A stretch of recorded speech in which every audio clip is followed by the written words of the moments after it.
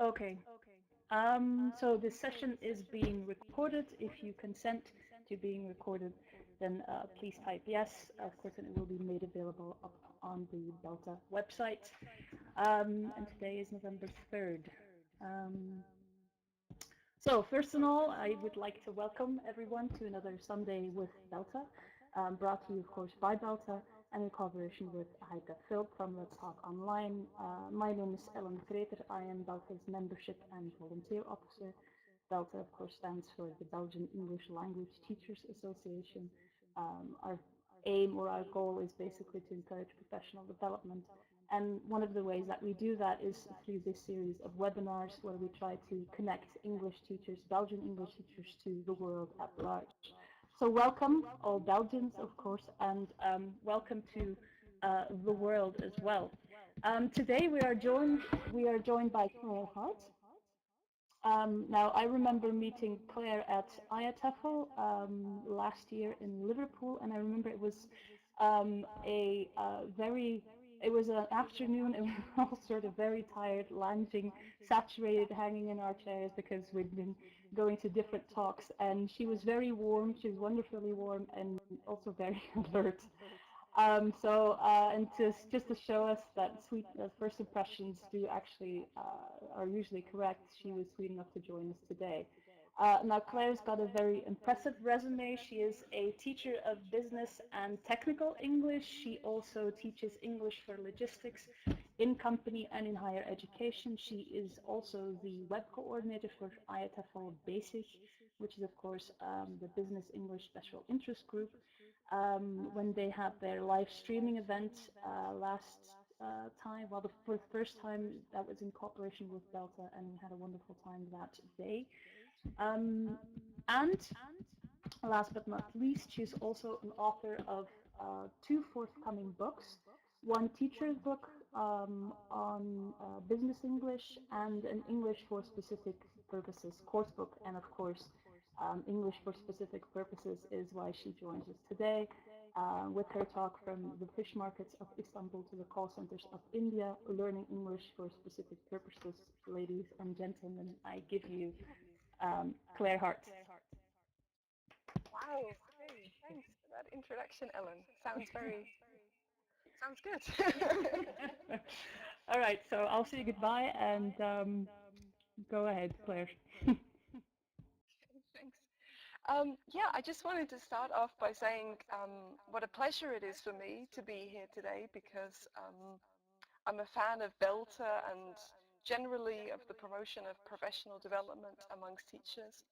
And I think that BELTA do a lot of brilliant work to promote that, not only in Belgium, but as we can see today, worldwide, because we have people here from different European countries, James from Costa Rica, Ken from Thailand. That's great. Yeah, so as Ellen said, I teach business English and ESP. I see them as two separate things, but officially business English is a type of ESP. But for me, business English is so kind of big and dominant that I sort of see it as a separate entity from the rest of ESP.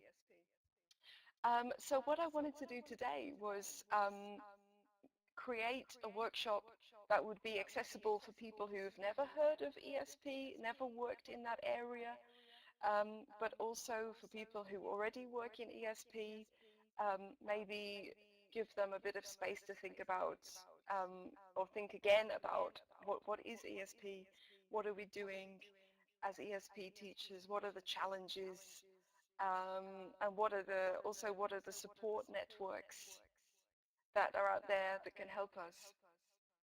Okay, so Jürgen, you have some experience, I can see there from your comments.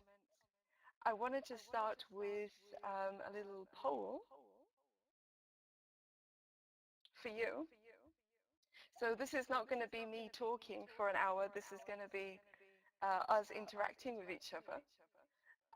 So what I'd like to do is I'd like to ask you to read these four options here and then give a vote for which one best describes your experience. I'll do it too. Why not?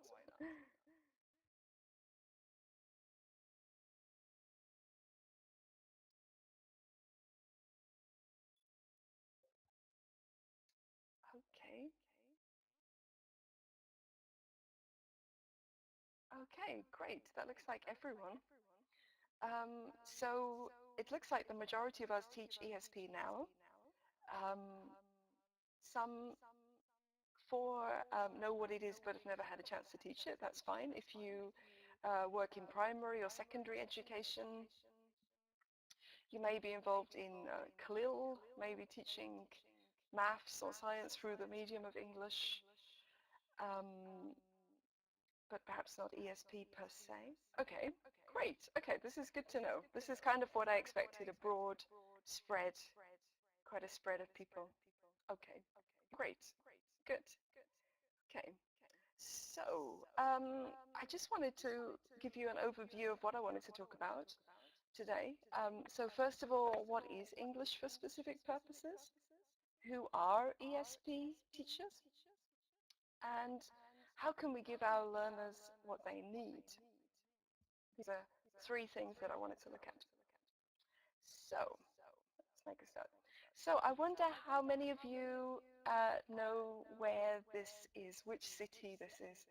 If you know it, could you type it in the chat? Maybe if you've been there, you could say it's and I've been there, or I haven't been there, but I don't know. Maybe you could say that as well, if you've been there or not. Okay, yeah, exactly, Julie. That was the first time that we met each other at the ISTEC conference. Yeah, there's a lot of, exactly, it is in Istanbul. Yeah, there's a lot of good ELT conferences that tend to happen in Istanbul, isn't there? And this year I went again to the ISTEC conference in April. That was when I took this photo. And just around this area that you can see in the photo, what do you think, what kind of food do you think is popular to eat around this area? What do people try to catch around this area? Okay, yeah, it is a type of street food. Yeah. Anyone want to be more specific about what are they catching here that you can eat? Okay, fish. Yeah. So around this area, they have a lot of restaurants. You can buy fish to eat or take away and cook at home. And they also have a little market area, which is kind of on your right, on the right side of this picture. And I went there with a friend who I was at the conference with. This was our menu. Okay. I wonder, are there any, I wonder if anyone can say what the names of these fish are in English, either because you understand, okay, yeah, or because of the pictures, yeah. So prawns, yeah, prawns is one. Salmon is another, yeah. The other two are a little bit more difficult, perhaps. The second is salmon, yeah, that's right. Well, they're not squid exactly, they're prawns. Or I would say prawns because I'm British. Yeah. Oh, there are no sardines, Addy, but they do look a bit similar to sardines. I see where you're coming from. Okay, let's have a reveal then. So the first one is perch. And the second one, as you said, is salmon. The third, jumbo shrimp. So I have to say, I don't speak any, well, I only speak a very little Turkish, just enough to say hello and thank you and goodbye. I don't really speak Turkish, so I found these translations from Google Translate. So Google Translate told me that jumbo carides is jumbo shrimp. But as I said, because I'm British, I wouldn't usually use the word shrimp, I would say prawns. Then the next one is just shrimp or prawns. And the last one is mackerel. Okay, and now you can see the prices. So what really impressed me about this restaurant, although the fish was very good, it did taste great. Yes, well, it is lunchtime, Jürgen. So yeah, it's yeah. Sorry for making you feel hungry. What impressed me about this restaurant was not just the food, but the fact that the waiter knew the English words for all of the types of fish on this menu.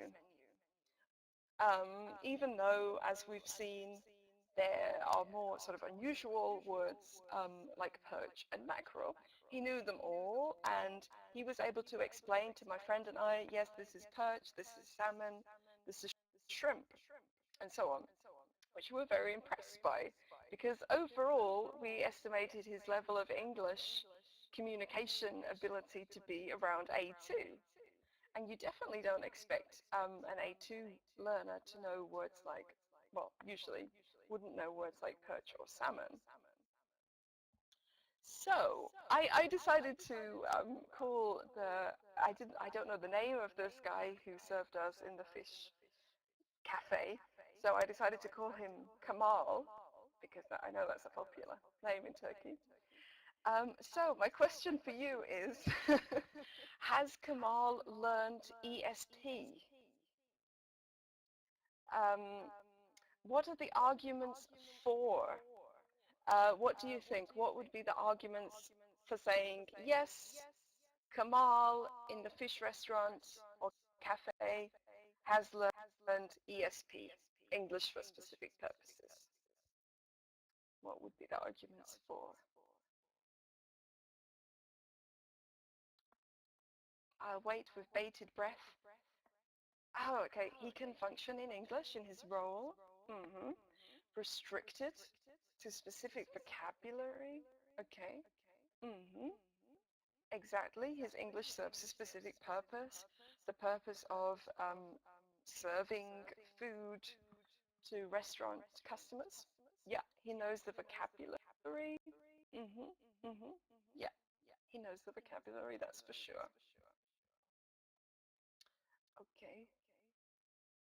Okay, So we get this idea of ESP being about communicating successfully in your place of work, which is, yeah, an important part of it.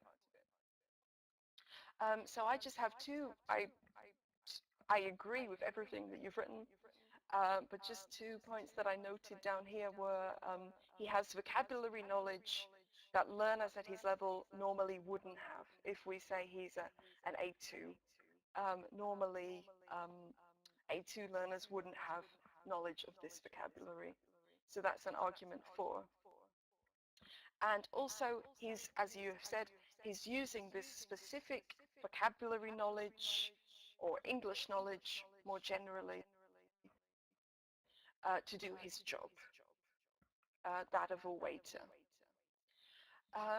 So I don't know if you guys have ever seen or used the English vocabulary profile. This is the website address for it down there. Has anyone ever used that before? Do you know what it is? Do you want to write that in the chat if you know what this is, the English vocabulary profiler?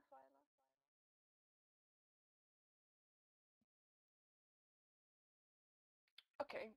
No, it's fine. I just thought I'd ask in case. It's fine if you haven't heard of it. But it's basically a website you can get a free subscription to. It's provided by Cambridge University Press, and you can check the level of any word. Any word that is in the system. Not all words are in the system, but a lot are. Yeah, so it's similar. It's like a dictionary. As you can see, it has dictionary examples, but its biggest selling point is that you can check the level of vocabulary. So this is actually quite useful because, or from using this quite a lot, recently I found that that I often overestimate or underestimate the level of words. Sometimes I think, for example, a word like task, which I would encourage my business English learners to use, I thought this was maybe A2, and then I found out it's actually B1. I found out it was a bit higher than I thought, so it can be quite helpful. And it gives you an example as well from a Cambridge test. My favorite restaurant is Pampa Grill. My favorite food there is the salmon. It's delicious. So that's also quite nice for putting language in context. So as we can see, Kemal is using this word salmon, which is a B1 word, whereas I would generally assess his level as A2. What about the arguments against Kemal having learned ESP? Maybe these are not necessarily things that you think, but things which you think generally could be seen as arguments against it, against him having learned ESP. Could you write those in the chat for me? Take a look. Oh, thank you, Mikey. Yeah, that's the direct link. Okay, was the fish caught today? I guess he could say yes or no in that situation, couldn't he? But he couldn't say, maybe, I don't know, but maybe he couldn't say, no, it was caught yesterday. Probably not. Yeah, but he could say yes or no. Yeah. Would he understand the question? Debatable. Yeah, perhaps or perhaps not. Yeah, rotten fish. Yeah, I doubt he knows the word rotten. Well, I'm just surmising, but yeah, what would he do if he might not be able to deal with a customer complaint? Okay, he wouldn't be able to apply this knowledge in other industries. Definitely not the specific fish knowledge. No. Could he describe the fish? I don't think so. I guess the advantage that he has is that on the menu they have, there are pictures of the fish. So he doesn't need to. He's got his visual aid there, you know, or give details. Probably not. Yeah. So he's not able to give that detail, which could be important. Grilled or cooked? I don't think he does, Jürgen. No, I don't think he knew those. Okay, well, I'll just go on and show you what I thought here. I thought that we could see the fact that he has never, I don't know, but I am assuming he's never taken an official ESP course. He's never learned ESP in a kind of institutional context. We could see that as an argument against. And who's ever heard of English for fish market waiters anyway? I don't think anyone's written a course about that, a course book on that, or a course. So he's not fitting into our established kind of ESP boxes, our typical things like English for engineering, legal English, English for nursing,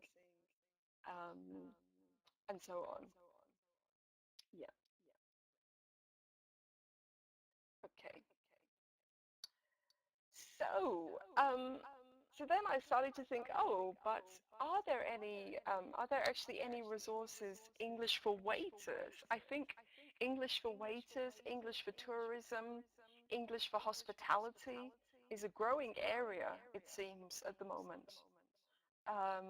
Yeah, there's definitely books on English for waiters, I believe. And there's some interesting video material that I found on YouTube, which is produced by the Singapore government for the promotion of basically ESP, knowledge of English to do specific jobs. So what I wanted us to do, I hope this will work, is to watch a little clip, 1 minute, 20 seconds or so, of a video where we can see a guy called Nasri in Singapore whose first language is not English. He's a waiter and he's been working on improving his English. So my question for you is, what is Nasri now able to do in English which makes his guests think that he is a competent user of English? So something that he can do now which he couldn't do before, or he couldn't do as well, maybe. Maybe before we watch it, I could ask you to do a little prediction task and say, what do you think? What do you predict that it will be that Nasri, the waiter, is able to do now, which makes him a better, more competent user of English at work? Functional language. Okay, you are definitely on the right track there, Vedrena. Small talk? Well, it's not exactly small talk. Stringing words together? Well, yeah, that's part of it too. Acknowledgements and structuring the sentence. Communicating with functions. Okay, okay. Well, let's watch it and see. I tell you what, I'll also, just in case you have any problems with the video, I'll also give you the link there so you can watch it in YouTube. So let's see. Let's hope this works.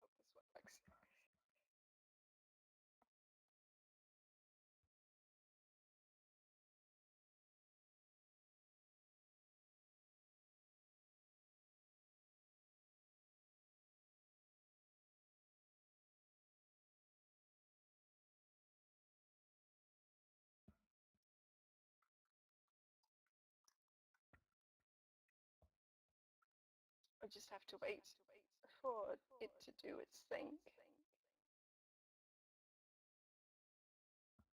Tell me if you have problems with the picture or sound.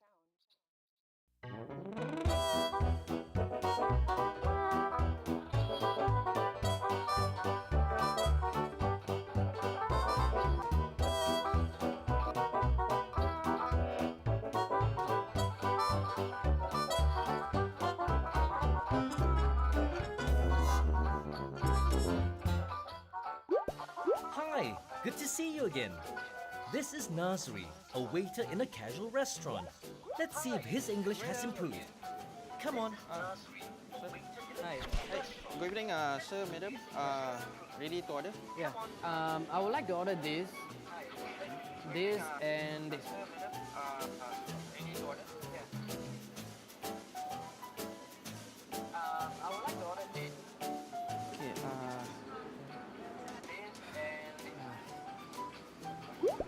Don't be nervous. Just be calm and speak confidently and carefully. Okay. Sir, Yep. you have chosen 3 meat dishes. How about some vegetables? Oh really? Let me see then. Go on, Nasri. Recommend a dish. We have our sambal kangkong, very popular with customers. Yeah. Sounds good. We should try it then. Okay. Sir, your order will be ready in about 10 minutes. Yeah. Okay. Thank you. Okay. We have our sambal kangkong, very popular with customers. Good afternoon, sir. Can I take your order?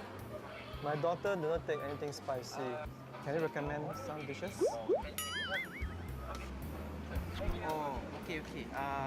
Our chef can cook this.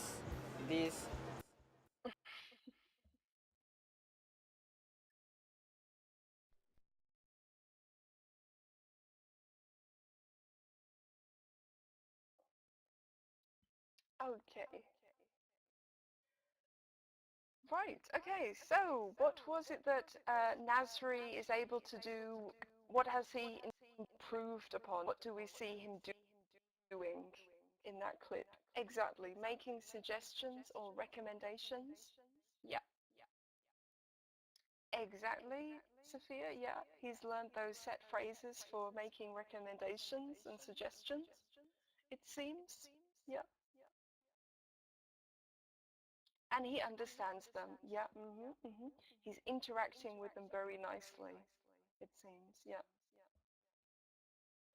Yeah, exactly, Arvid. Yeah. So it's also about that confidence. I mean, we haven't seen him before, but it appears that he's more confident now in using English. So what I wanted to say with that clip basically is that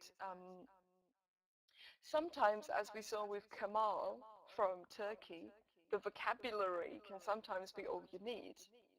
But then in other circumstances, you also need the confidence um, to interact, and you need that functional language. You need to be able to put it all together in order to really be effective in the workplace. Yeah. Okay.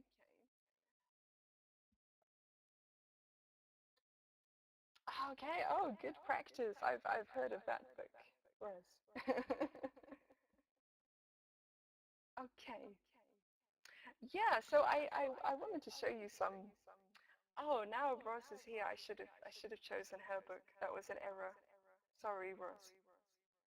It was kind of arbitrary. Um, we have this Cambridge English for Nursing. Okay. I just wanted to show you some examples of some ESP books. Um, mm, Cambridge English for Nursing. And then we had English for Medical Purposes for Healthcare Assistants, both with Virginia. And I thought it's interesting here with Virginia Allen, she started with English for Nursing, and then she became more specific in her ESP, so to speak. She went on to English for Healthcare Assistants. So the people who help nurses out in hospitals. And now she's moved on to English for carers, like for people who work in old people's homes, for example. So I thought this increased level of specialization. Oh, English for vets.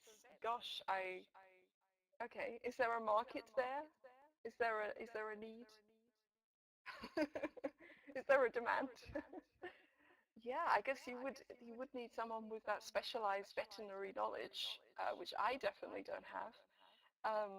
But there probably some people out there who do. Yeah, that would be interesting. Okay, and what do I have next? English for engineering. Um, so what is interesting, which I'll sort of return to a little bit later as well, is that Virginia Allen, who wrote the first two books, was or used to work full-time as a nurse and now still works part-time as a nurse. And also Mark Ibbotson, who wrote this English for Engineering book, used to be an engineer, a civil engineer, I believe, and then decided to move into English teaching, ESP teaching. So those are two examples of people who have had the training and the experience within their fields of ESP. And then this is also an interesting book, English for Law Enforcement. So again, very specialized. But when this book first was published in 2009, it was quite revolutionary, shall we say, quite a new departure. No one had ever tackled the area of law enforcement as an area of ESP before. So yeah, all the time new areas of ESP are kind of emerging. Maybe English for vets is going to be the next big thing. We'll have to see. But as you can see in the titles of most of these books, we have the words English for. So we could say this is one kind of genre of ESP, the English for genre. So English for nursing, English for engineering, English for law enforcement. So you want to work in nursing, this is what you need, basically, is what these books are saying. Or it could be you want to study engineering or you are studying engineering, this is what you need to know to be able to be an engineer and operate in English. Okay, English for technical trades. Yeah, okay, so that's probably similar to, has similarities with English for engineering, I would imagine. Yeah, okay. So then we have, in contrast to the English for approach, we have the English through approach. And I should say these are not my distinctions. Rather, I first came across them on Jeremy Day's blog, which I'll give you the link to a little later when we get to it. But Jeremy Day came up with this distinction between English for and English through. Okay. So now I have a little task for you. This is taken from Market Leader, Upper Intermediate, a favorite for business English teaching, or one of the courses I teach at university. It's obligatory. They have to use this course book. So I don't know, in Germany anyway, it's seen as being like the holy grail of business English course books for university students. And on page 10, we have this exercise. I wondered if you could do it. I think you can. So number one, we have this sentence. Something is missing. And what is missing is an idiom. So some idiomatic language should go in the gap. I wonder if you could guess what that, but to date, okay, well it could be that Jürgen, but then that wouldn't be idiomatic language, just non-idiomatic language, I guess. Okay, put it simply. Okay, yeah, that would also work in this sentence, yeah. Mm-hmm. Any other ideas? Yeah, so more than one word, yeah. Mm-hmm. Mm-hmm. Yeah.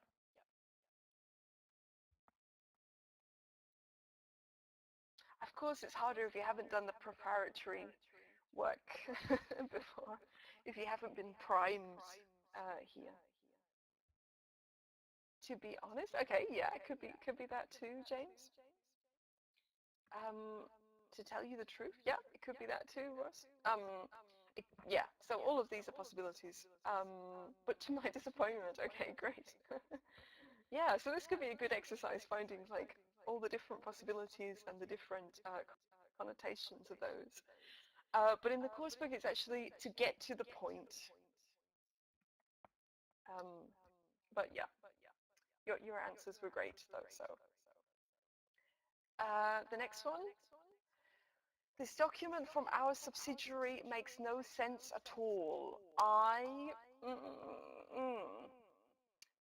What could be the idiomatic organogram? Well, I don't know, Addy. Well, I mean, people in Germany, it is used, the word organogram, I know for sure.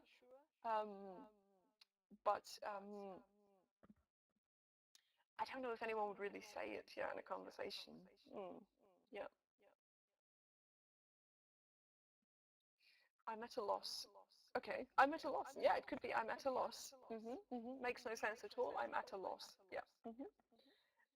Yeah. Okay. Well, in fact, in the book, it's oh, I see. Lalita is typing.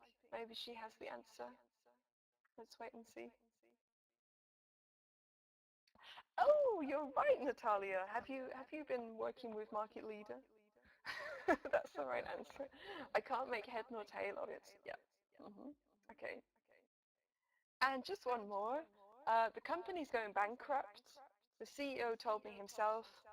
I heard it.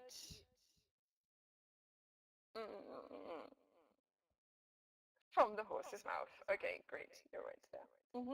So what's your opinion of this exercise? Do you think... I can't help feeling this is a bit contrived. Or what are your opinions? Do you think this exercise is a bit contrived? Or do you think it works? Would it just, were you just handicapped by the fact that you hadn't done the preparatory work? Okay, so you're saying, Jürgen, idiomatic language is not something which belongs to ESP. Yeah, so the danger of idioms. If you have a Polish guy talking to a Australian guy, let's say, at work, the Polish guy knows one set of idioms, the Australian guy has another set. Would they understand each other's idioms?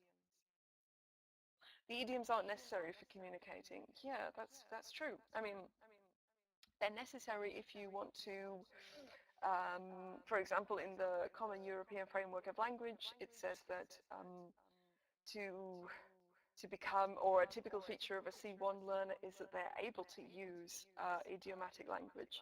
And the aim of this coursebook is to get people up to C1 level. So I suspect that's why they've included it. But is it helpful for business communication in this case? That's debatable, I would say. Yeah, exactly. That's another point.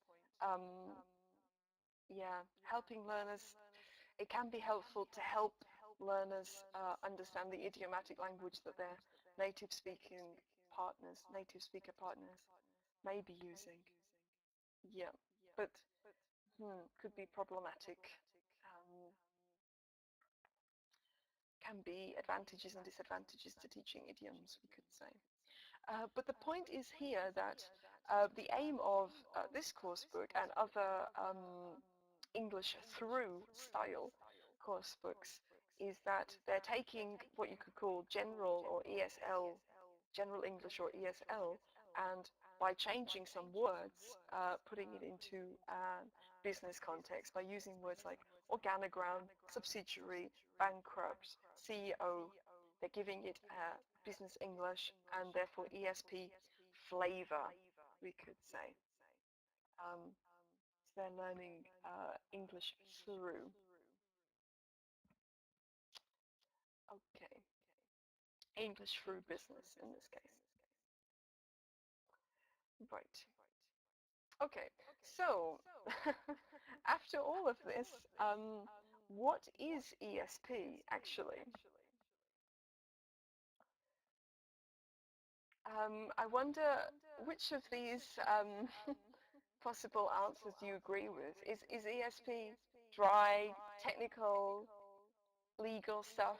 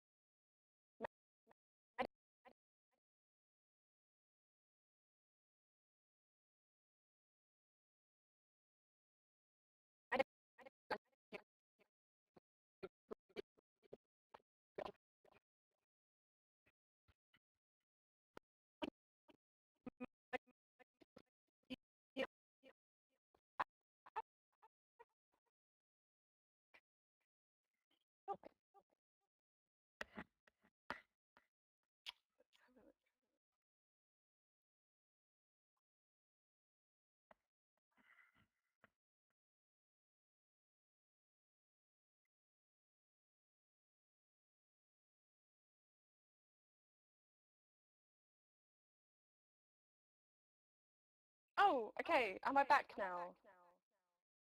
Okay, good. Phew. It's just a temporary interruption. Phew, okay, good. Okay, so I just wanted us to look at these three opinions, you could say, of what ESP is and whether you agree with any of them. So is ESP dry, technical, legal stuff? Is it just a matter of learning the right vocabulary? Is it something that can only be taught by people who've studied or worked in that field. What do you think about that? Do you agree with any of those statements?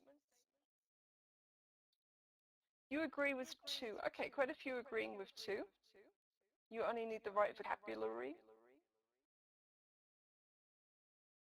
Okay, okay. It doesn't have to be dry. Perhaps it can be, but it doesn't have to be. There are plenty of times when it's not dry.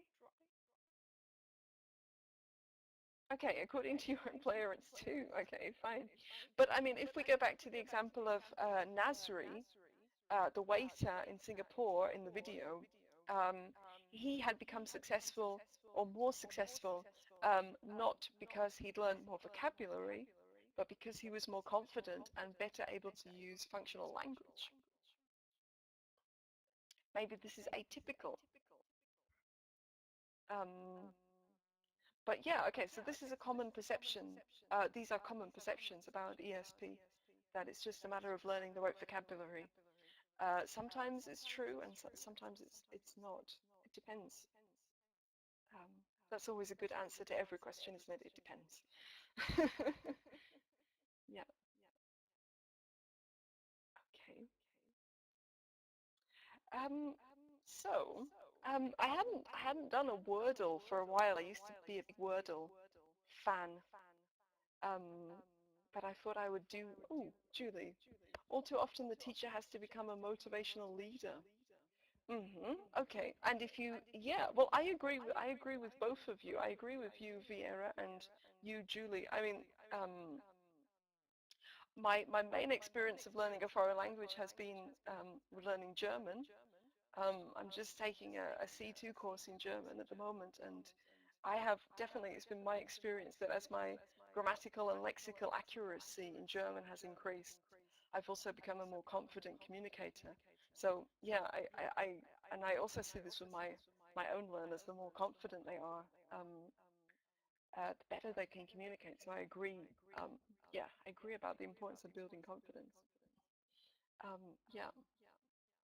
So if we look at our Wordle here, this is from Wikipedia, definition of ESP, right? And I've just picked out some what come out as important words here. Language is one. Professional. So when we think of ESP, we often think of professional purposes, helping people to do a specific job. We have designed.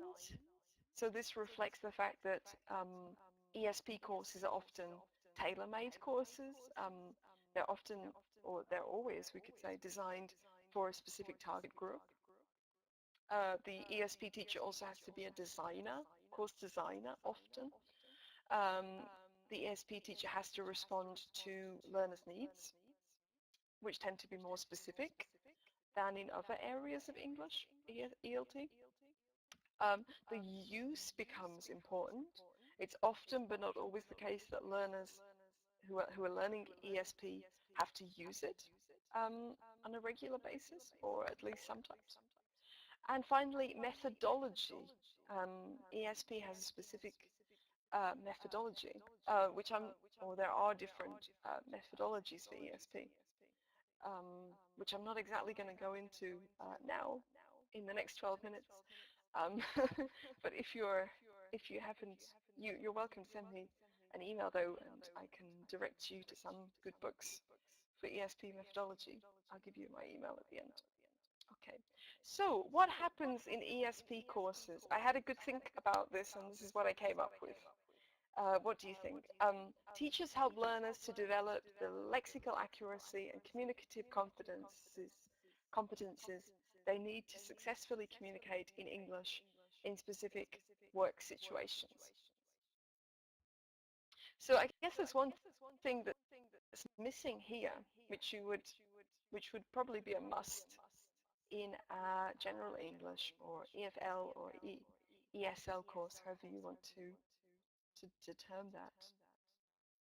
What is missing from my definition? Yeah, exactly. I completely agree, Jürgen. Getting the right word in the right place at the right time. Yeah.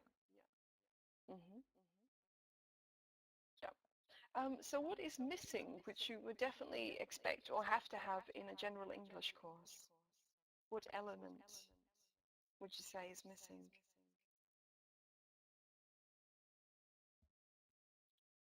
Grammatical accuracy. Okay. So as we said before, grammatical accuracy can boost confidence. Um, it's often neglected in ESP courses. It's often sort of shoved out and like, no, that's not what the learners want. Or if we do have it in an ESP course, we'll sort of try and sneak it in through the back door so they don't notice that it's grammar. Um, they don't notice that they're doing grammar. Well, we could debate that all day, couldn't we? The role of grammatical accuracy. But as we said before, with Kamal in the fish market, um, or for a business person, with my business people, it's happened several times that I say to them, so what are you doing the rest of the week? Or something like that, and they'll say, oh, I had a meeting, and I'll be like, oh, you had a meeting? So the meeting was yesterday, you've already had it? And they say, no, it's on Thursday, like the next day. And I say, oh, okay, well, because you said I had a meeting, I thought that the meeting was finished, but in fact it's in the future. Um, so I do think that in those kind of situations where there could be a misunderstanding in communication because the grammar is not accurate, that's what I think we should be focusing on personally. Um, okay. Okay. Yeah, grammar gives meaning. Exactly. Yeah, I agree. Okay. So maybe I'll go back and rewrite this and add in lexical and grammatical accuracy. Okay, so now I have a little bit of an ESP Hall of Fame for you. Well, not really, because it's far from comprehensive. I just chose 4 teachers who I know a little about, who work in ESP. I wonder how many of these you recognize from their photos. Do you know the names of these people? Evan, okay, yes. So Evan Frendo is a bit of a luminary for ESP, you could say, as is Marjorie Rosenberg on the right. Yeah. And you know the other 2?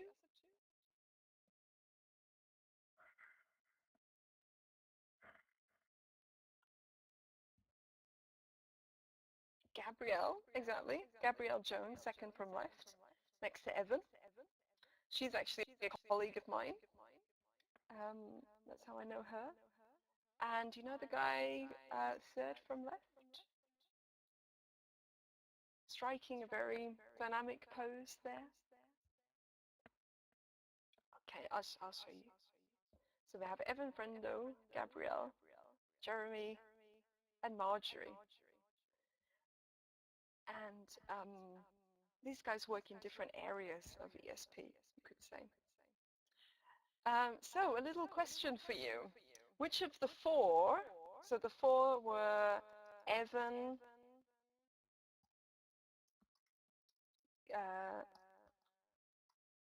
Gabrielle, Jeremy, and Marjorie, which of the 4 trained as an opera singer, worked in advertising, and now teaches English for banking and finance? Does anyone know who that was? Or is, I should say.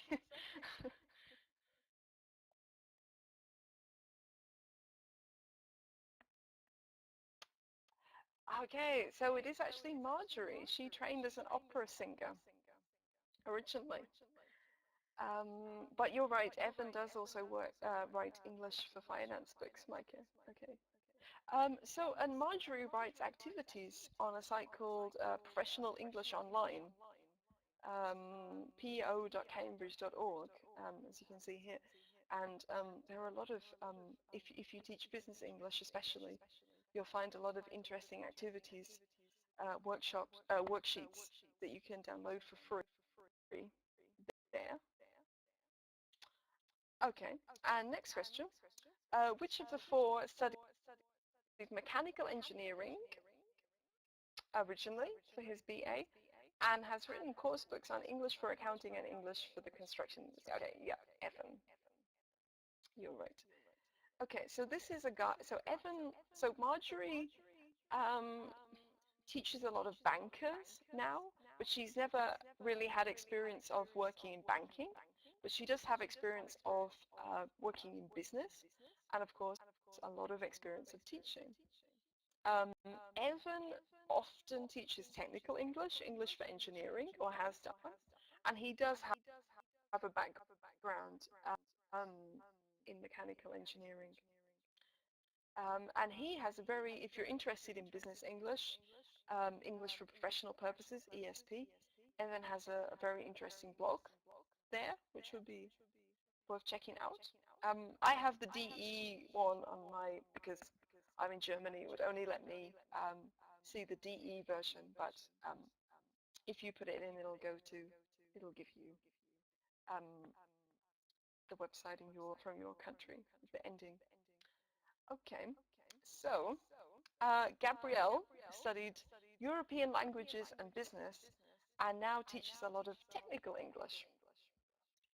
So she's never studied or worked in a technical or engineering area, but she has done a lot of professional development in that area and is very competent in that area.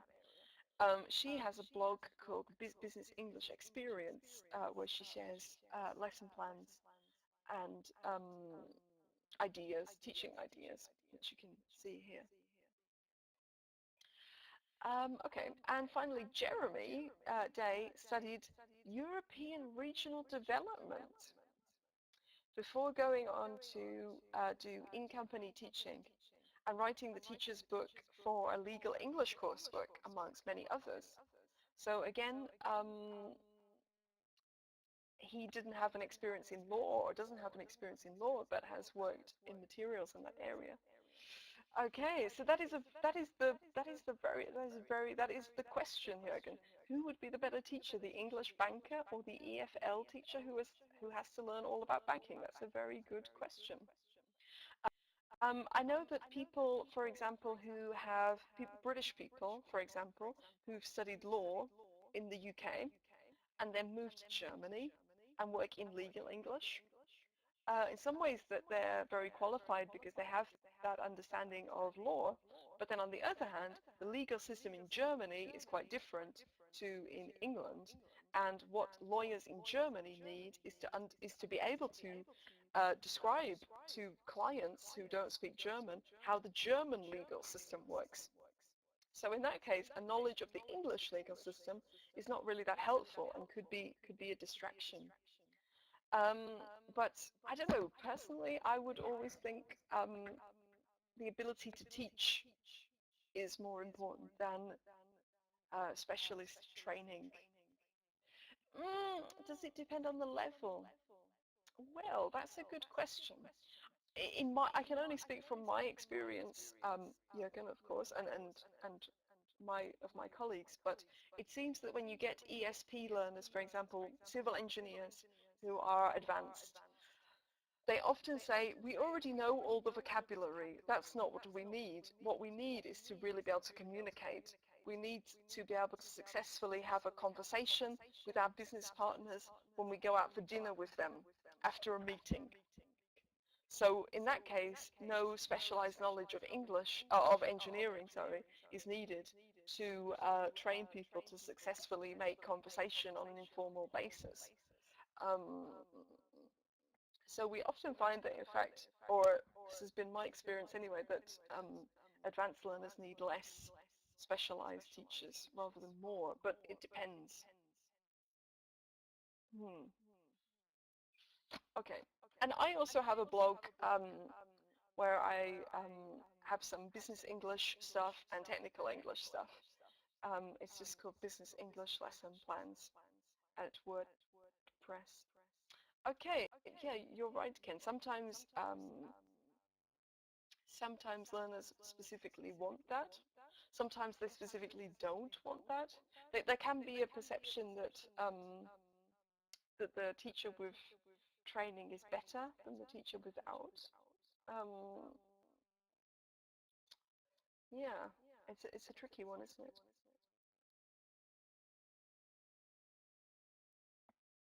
Okay.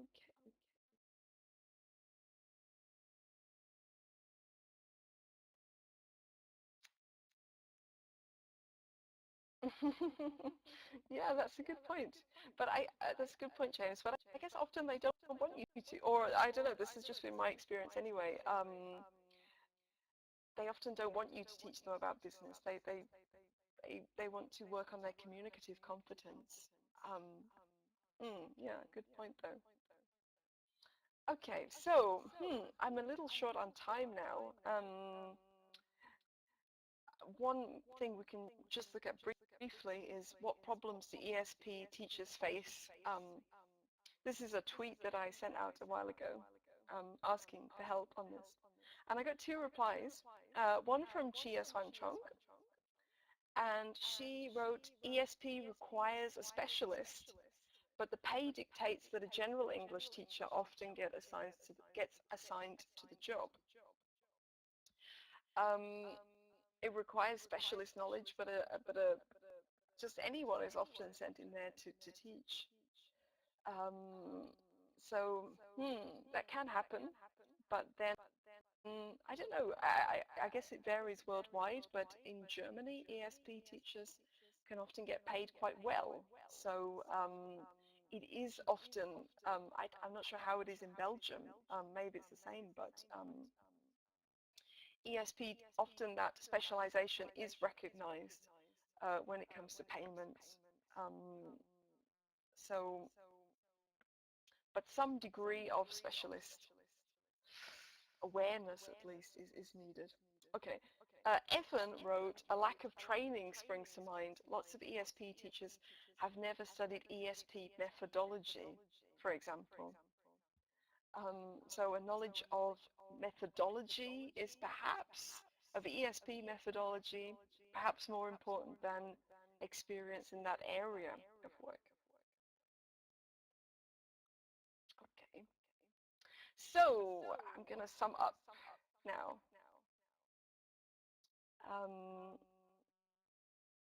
Okay. So I wondered if you can complete these sentences for me. Oh, let me just. Well, oh, do you mean about ESP methodology, Micah? Or sites for? Oh, okay. Well, I tell you what, I don't have a list to go on that, but if you send me an email, I'll put one together and send it to you, if that's okay. I don't have a list that I can just copy and paste it now, but if you send me an email, I'll get back to you. Okay. So, I wondered if you could complete this sentence, or you don't need to have to be a good ESP teacher. What do you think is the I guess it could be anything. You don't need to have red hair to be a good ESP teacher, but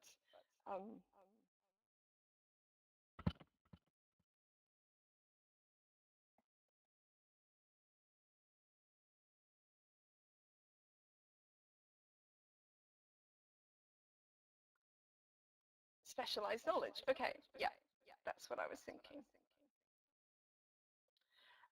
But you do need to be ready to learn about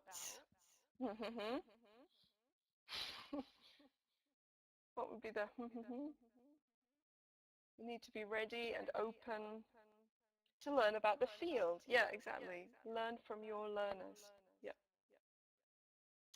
I think you also need to be honest about what you know and don't know, because your learners will know if you're what could be the there?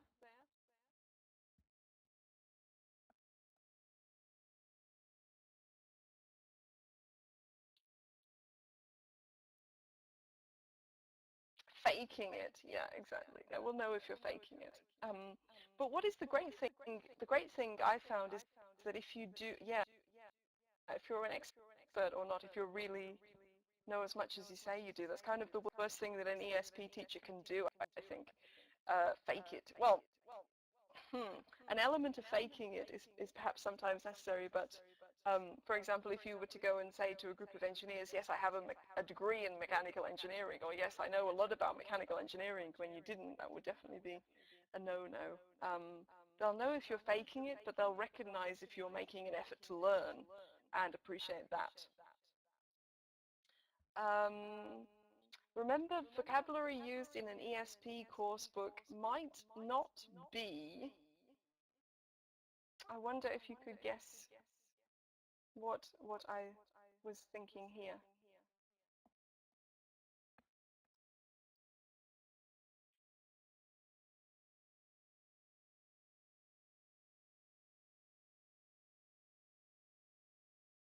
Yeah, exactly. For example, in an English for Logistics coursebook, I have the word break bulk is used. But in the company where I teach English for Logistics, that's not the word they use. They use the word groupage instead. So learning the word break bulk is unnecessary for them. Just confuse them. Okay. And focus on communicative competence and functions as much as vocabulary, I would say. Okay, so I have to stop now. I'm sorry for being a little bit late. We started a little bit late, didn't we? So ended up ending a little bit late. So sorry about that. But it's been a pleasure to spend the Sunday afternoon with you today.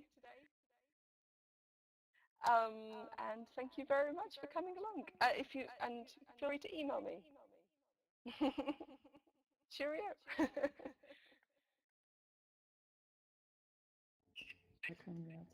All right. So yes, we did start a little bit late. Of course you have your full 5 minutes. That's very true. So I just want to thank everyone for being here today. First, thanks to the international audience and the Belgians that were present as well, of course. Thank you, Heike, for enabling us to host our webinars. And thank you, Claire, of course, for this very insightful talk. Remember that if you want to know more about BELTA, there is lots and lots of information that you can find on our website, on Facebook, and on Twitter. A recording of this webinar will of course feature on the website pretty soon. And next time we'll be featuring Joe Dale. We're skipping the month of December because we're all celebrating Christmas, of course, but we'll be back in January with Joe Dale as mentioned. Bye, everyone.